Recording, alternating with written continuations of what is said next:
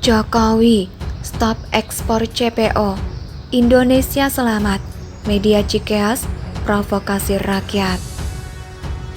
Presiden Joko Widodo mengguncang dunia dengan menyetop ekspor CPO alias minyak mentah dari kelapa sawit ke dunia luar Indonesia.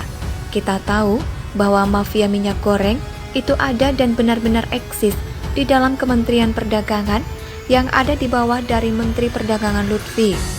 Anak buahnya yang adalah Dirjen Kementerian Perdagangan, bagian ekspor pun ditangkap oleh Kejaksaan Agung, bukan Komisi Pemberantasan Korupsi yang saat ini anggota-anggotanya sudah kebanyakan kadal gurun. Kita melihat bahwa ada banyak potensi-potensi penggelapan uang, khususnya dalam perizinan untuk ekspor minyak goreng ke luar negeri. Kita juga tahu bahwa Kejaksaan Agung menangkap dan menetapkan tersangka bukan hanya orang Kementerian Perdagangan, namun perusahaan yang mendapatkan izin ekspor. Buat saya, penetapan tersangka dari pihak swasta adalah hal yang tidak terlalu signifikan dan memang bukan itu yang menjadi tujuannya. Yang sama besar adalah penerbitan surat yang tidak sesuai prosedur tanpa melihat di dalam negeri dan juga ketersediaan barang stok yang terbatas sekali di Indonesia. Juga penerbitan surat ini tidak memperlihatkan keberpihakan mereka kepada rakyat soal harga pasaran yang ada di Indonesia mengenai minyak goreng. Akhirnya, hal ini membuat Presiden Joko Widodo langsung turun tangan melihat kebrengsekan orang-orang dalam Kementerian Perdagangan. Dari pertimbangan yang begitu matang, akhirnya Presiden Joko Widodo memutuskan untuk menghentikan ekspor, terutama oleh CPO ke luar negeri, untuk mempertahankan stok dalam negeri agar tetap tersedia dengan harga yang murah, karena pasti sebagai negara penghasil minyak kelapa sawit terbanyak dan terbesar di dunia, tidak mungkin ada kelangkaan jika tidak dipermainkan oleh mafia brengsek itu. Penghentian ekspor minyak CPO ini membuat banyak sekali politisi-politisi busuk berkoar-koar dan mengatakan bahwa Presiden Joko Widodo mengambil keputusan yang fatal dan salah. Siapa mereka? Mereka adalah politisi yang selama ini sering banget memiliki polemik, khususnya dalam hal-hal yang sifatnya korupsi.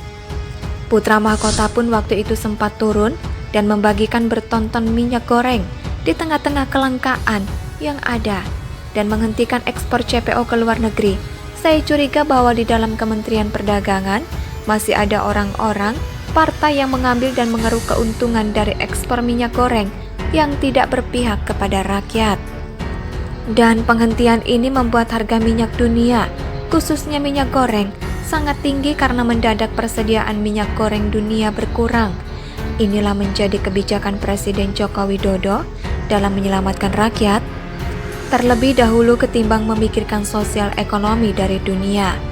Pemimpin ini adalah pemimpin yang tegas dan benar dalam mengambil keputusan karena memang pada akhirnya Presiden Joko Widodo adalah Presiden Indonesia, bukan presiden orang-orang luar negeri. Yang paling kepanasan adalah orang-orang yang memiliki mental karatan. Dan buat saya apa yang dikerjakan Presiden Joko Widodo berhasil membongkar kebusukan-kebusukan dari orang-orang politik yang katanya awalnya koar-koar berpihak kepada rakyat, tapi pada akhirnya mereka brengsek karena berpihak kepada uang dan menyelamatkan uang rakyat dengan cara Presiden Joko Widodo adalah strategi yang begitu luar biasa. Artinya selama ini kita melihat bahwa ada kemungkinan dan potensi bahwa ekspor CPO begitu masif dan luar biasa sehingga harga minyak goreng di Indonesia bisa mahal. Ada yang menikmati uang haram itu. Sebetulnya tidak ada yang salah dengan ekspor impor bahan baku atau bahan mentah jika di dalamnya ada perlindungan regulasi. Menteri Perdagangan ini sebenarnya harus dicopot untuk menyelamatkan rakyat Indonesia. Kebijakan Presiden Joko Widodo menggemparkan dunia.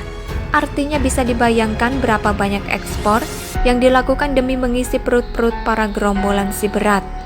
Saya kira kita sudah tahu partai mana yang terlibat di dalamnya. Joko Widodo ini seperti pedang bermata dua yang memisahkan mana yang tulus, mana yang cacat.